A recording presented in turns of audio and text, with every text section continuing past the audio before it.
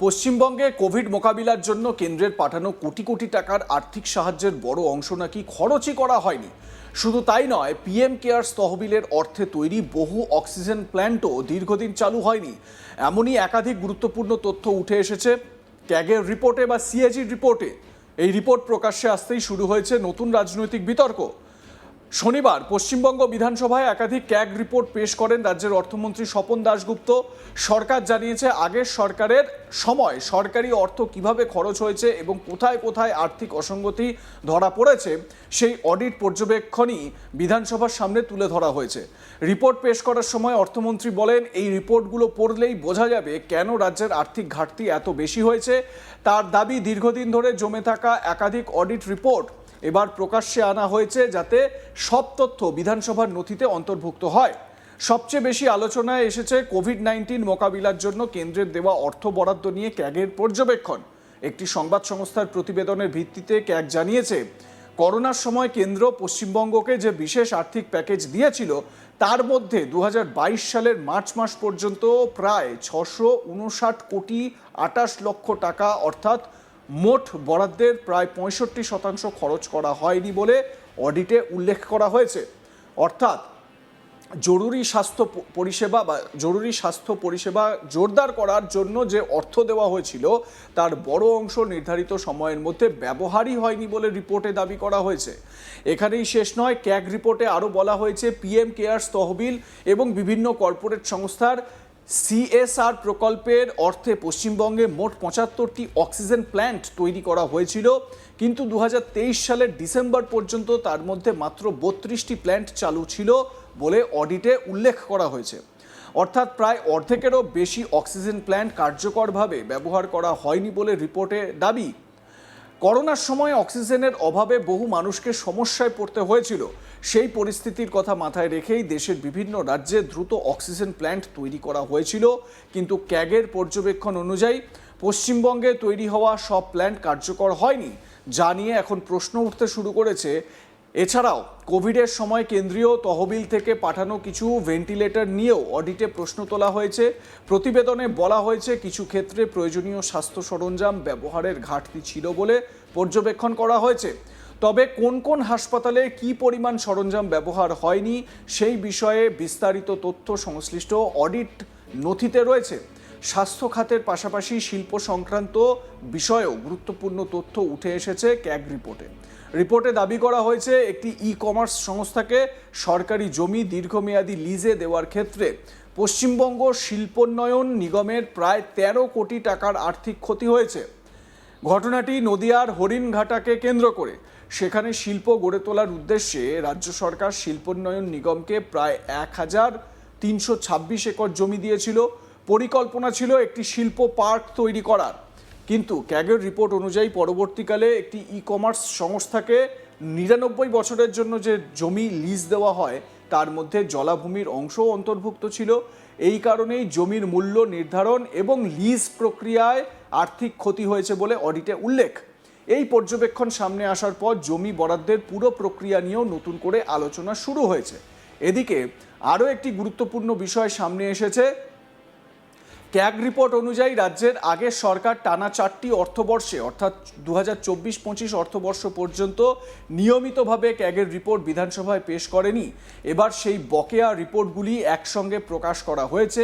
অর্থমন্ত্রী জানিয়েছেন 2020 সাল থেকে 2025 সাল পর্যন্ত মোট 28টি ক্যাগ রিপোর্ট বিধানসভায় আনা হয়েছে। শুধু তাই নয়, এই রিপোর্টগুলি নিয়ে বিশেষ অধিবেশনেও বিস্তারিত আলোচনা হবে বলেও তিনি জানিয়েছেন। এই 28টি রিপোর্টের মধ্যে রয়েছে রাজ্য সরকারের আর্থিক অডিট, পঞ্চায়েত ব্যবস্থা, স্বাস্থ্য দপ্তরের ব্যয়, ভূমি দপ্তরের কাজকর্ম এবং বিভিন্ন সরকারি প্রকল্পের আর্থিক পর্যালোচনা। এ বিষয়ে আমার সহকর্মী অনির্বাণ সিংহ রায় তার প্রতিবেদনে কি বলছেন শুনুন। এই মুহূর্তে দাঁড়িয়ে পশ্চিমবঙ্গে সরকার পরিবর্তন হয়েছে, সরকারের বাজেট অধিবেশন হয়েছে এবং বাজেট অধিবেশনে একাধিক টাকা নিয়ে বিভিন্ন প্রকল্পের জন্য, বিভিন্ন সংস্থার জন্য, বিভিন্ন ডিপার্টমেন্টের জন্য দেওয়া হয়েছে। অর্থাৎ তারই মধ্যে এই মুহূর্তে অতীতের যে বিভিন্ন সরকার, অর্থাৎ যে সরকার 15 বছর এখানে রাজত্ব করেছে তৃণমূল কংগ্রেস বা মমতা বন্দ্যোপাধ্যায়ের সরকার, সেই সরকারের কি সমস্যা ছিল বা কি কি দুর্নীতি ছিল এটাকে বার করা হবে, পুনর্গঠন করা হবে।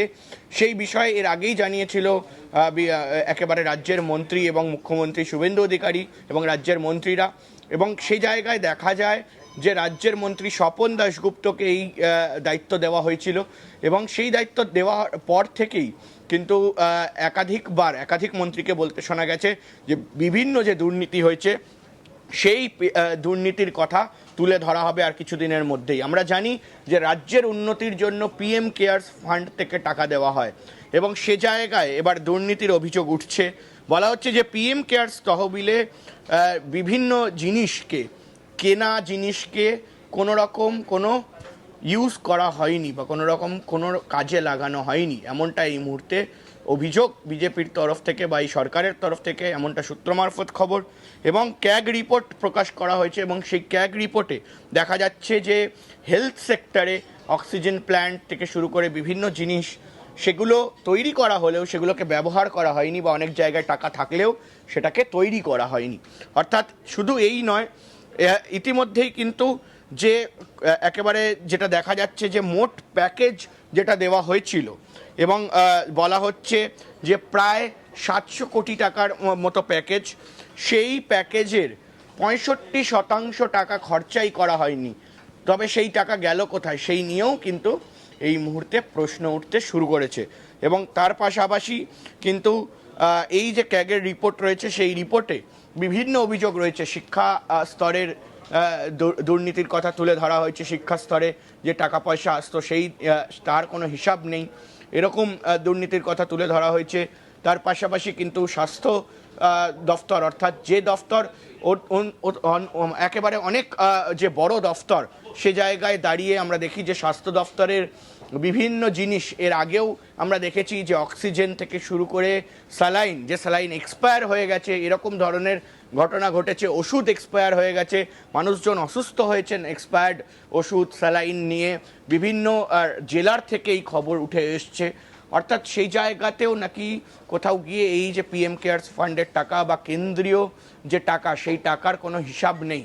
এবং এর আগেও আমরা দেখেছি যখন তৃণমূল কংগ্রেসের সরকার ছিল, সেই সময় কিন্তু স্পষ্ট আমরা দেখেছি যে তৃণমূল কংগ্রেসের তরফ থেকে একটা অভিযোগ তোলা হতো যে কি না 100 দিনের টাকা কেন্দ্র সরকারের তরফ থেকে দেওয়া হয় না, বিভিন্ন টাকা কেন্দ্র সরকারের তরফ থেকে দেওয়া হয় না, কোথাও গিয়ে কেন্দ্র সরকার মমতা বন্দ্যোপাধ্যায় সরকারকে সাহায্য করে না বা তৃণমূল কংগ্রেস সরকারকে সাহায্য করে না, এমন ধরনের কথা কিন্তু আমরা বলতে শুনেছি।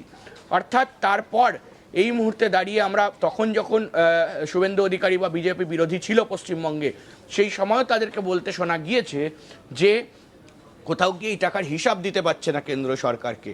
অর্থাৎ এখন যখন একেবারে বিজেপির সরকার যারা ক্ষমতায় এসছেন, তারা কিন্তু এর আগেও বলেছেন যে ক্যাগ রিপোর্ট বা এই ধরনের রিপোর্ট কিন্তু বানানো হবে, এবং সেখান থেকে যথার্থ যে দুর্নীতি বা যা হয়েছে, যা অভিযোগ উঠছে এই মুহূর্তে, সেগুলোকে বার করে আনা হবে। অর্থাৎ তারপরই কিন্তু বিধানসভায় বলা হয়েছে যে এর দুর্নীতির খোলসা করা হবে। মূলত যে সূত্র মারফত খবর পাওয়া যাচ্ছে যে এত কোটি টাকা, তার মধ্যে 65% টাকাও খরচা হতো না, এবং যেটা খরচা হতো সেই কাজেও ব্যবহার করা হতো না, এমন ধরনের অভিযোগ এই মুহূর্তে উঠছে। আপনাদের মতামত জানাতে থাকুন, দেখতে থাকুন আজ তাক বাংলা, সাবস্ক্রাইব করুন আমাদের ইউটিউব চ্যানেলটি।